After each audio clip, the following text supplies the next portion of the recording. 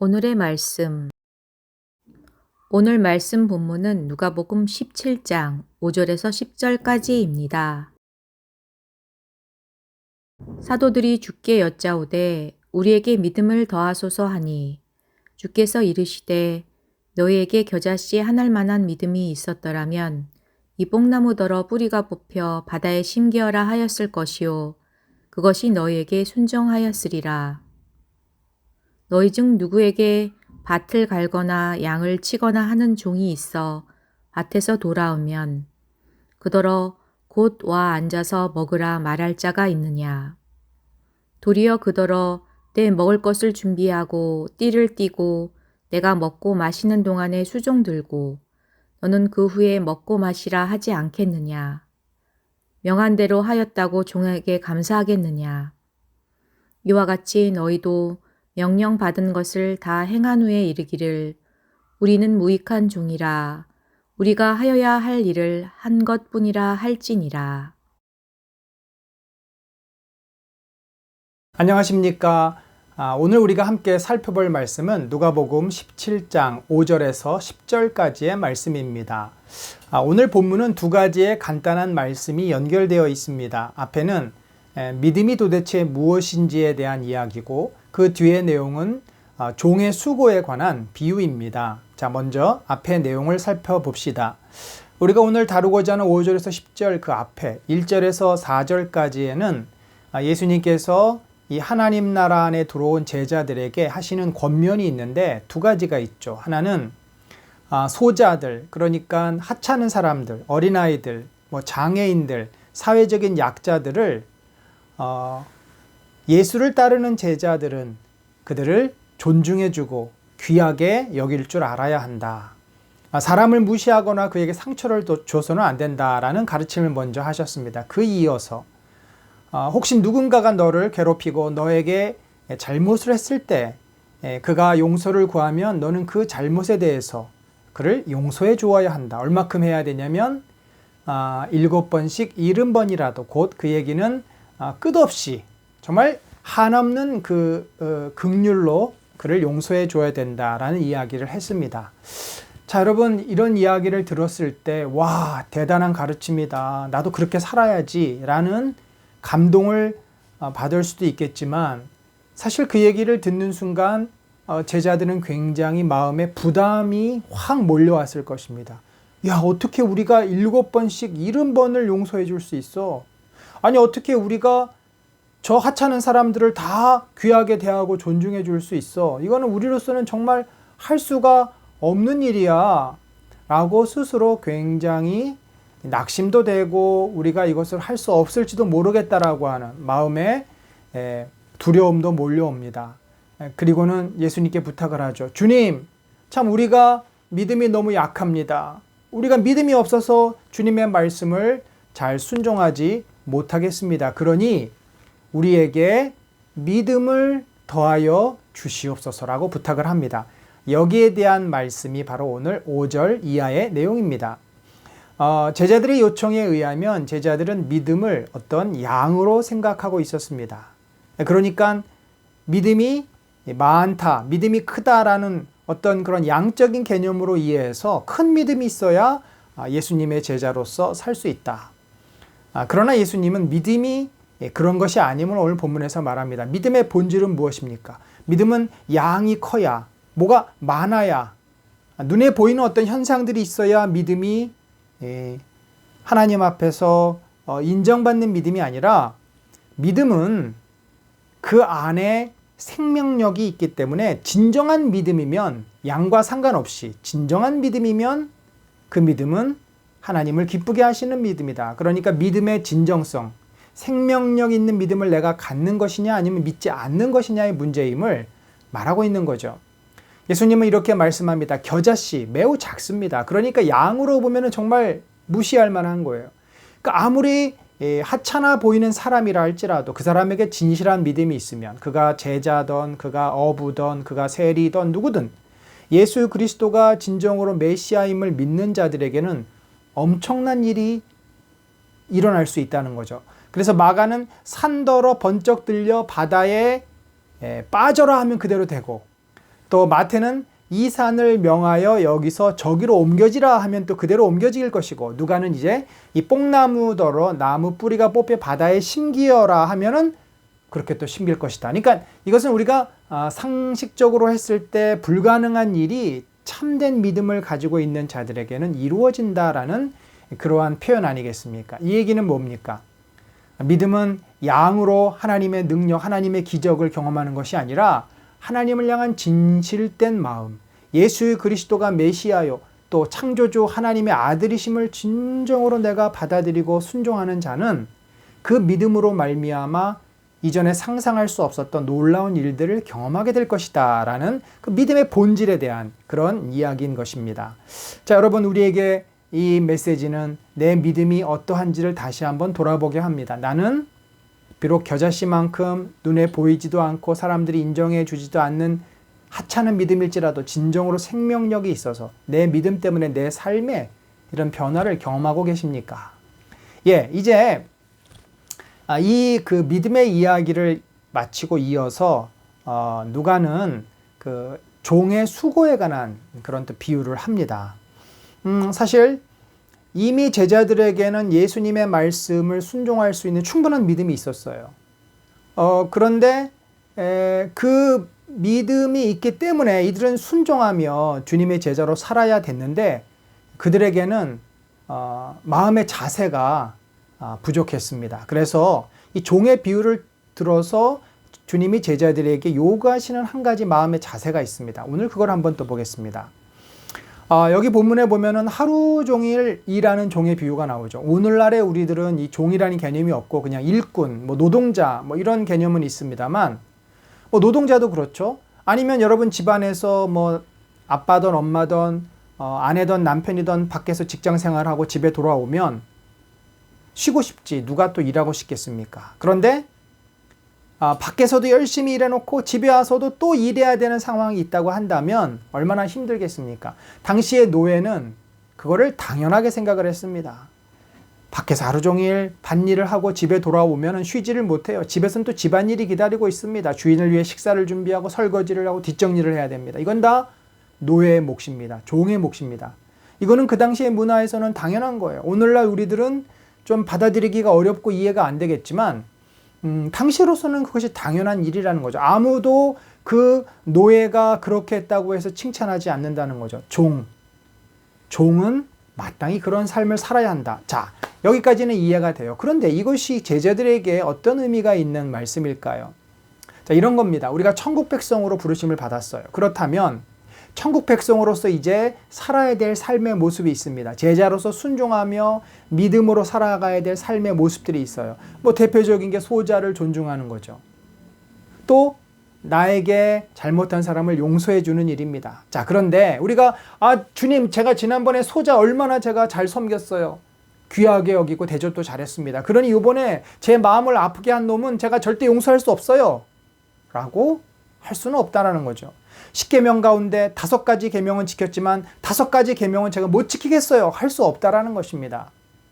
그러니까 예수님도 말씀하셨어요. 그 율법을 잘 지켰던 부자가 자신은 생각할 때 율법 10계명 다 잘 지켰다고 생각했는데 예수님이 그에게 뭐라 그럽니까? 너가 한 가지 부족하다. 네가 미처 생각하지 못한 거. 너는 하나님보다 물질을 더 소중하게 여긴다. 어떤 의미에서 그는 그 1계명부터 3계명을 겉으로는 지키지만 실제적으로는 안 지킨 거죠. 그러니 네가 그것을 가난한 사람들에게 나눠주고 나서야 진정으로 네가 하나님을 경외한다는 것이 드러나는 것이고 그 다음에 내 제자가 될 수 있다.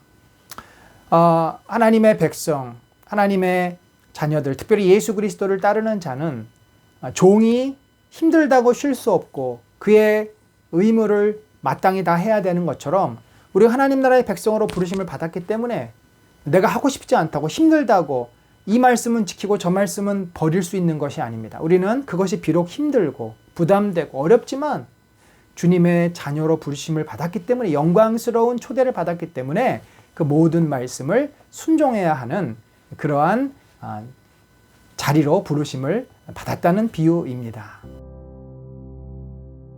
말씀 기도. 오늘 말씀을 통해 두 가지 기도 제목으로 기도하겠습니다. 주여, 아무것도 안 보이는 상황 속에서도 주님의 약속을 끝까지 붙잡고 흔들리지 않는 진실한 믿음을 주소서. 우리가 내 힘으로 감당하기 어려운 제자의 순종하는 삶을 진리의 말씀에 대한 믿음으로 잘 감당하게 하소서.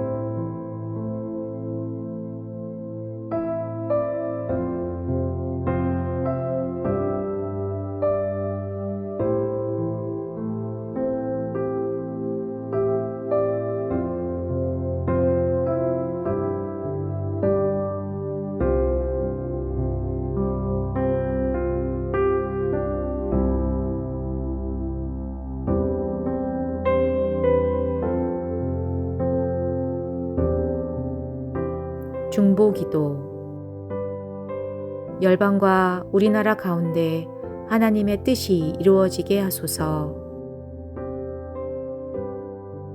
유수진 선교사님이 섬기는 마마센터 직원들이 문맹 어머니 성경 읽기 교육 프로그램을 잘 이수하여 문맹 어머니 성경 읽기 교육을 잘 감당하게 하소서. 북한 주민들의 열악하고 비참한 생활고는 외면한 채 미사일 개발에 열을 올리고 무력 시위를 통해 동북아 평화를 가로막는 김정은 정권이 변화되어 북한 주민이 인간답게 살 수 있는 길이 열리게 하소서.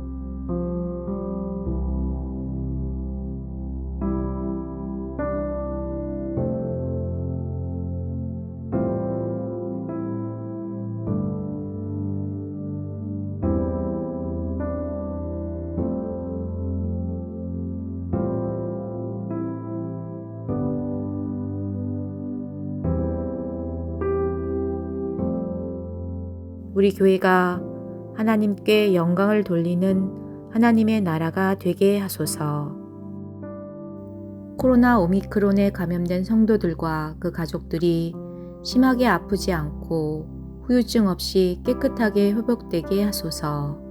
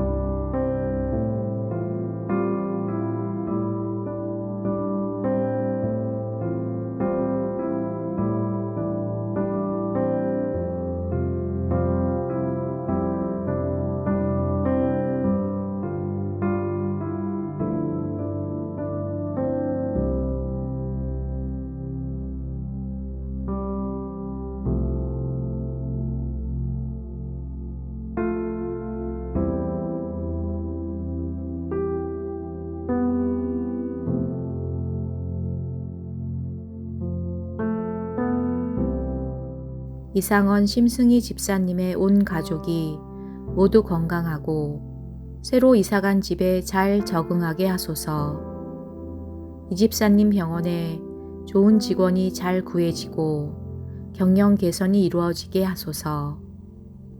예은 예지 새 학교에 잘 적응하게 하시고 온 가족 속히 교회에서 예배 드릴 수 있는 상황을 허락하소서.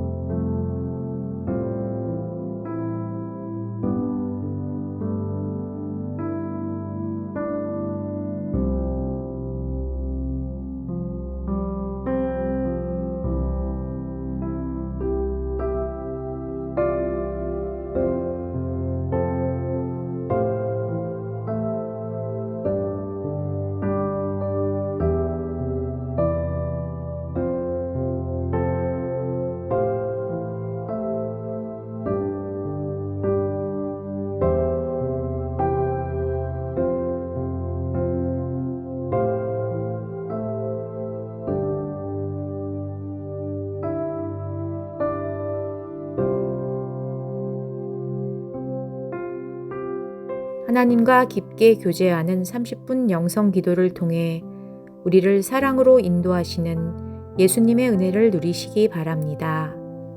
오늘도 주님과 동행하는 하루 되세요.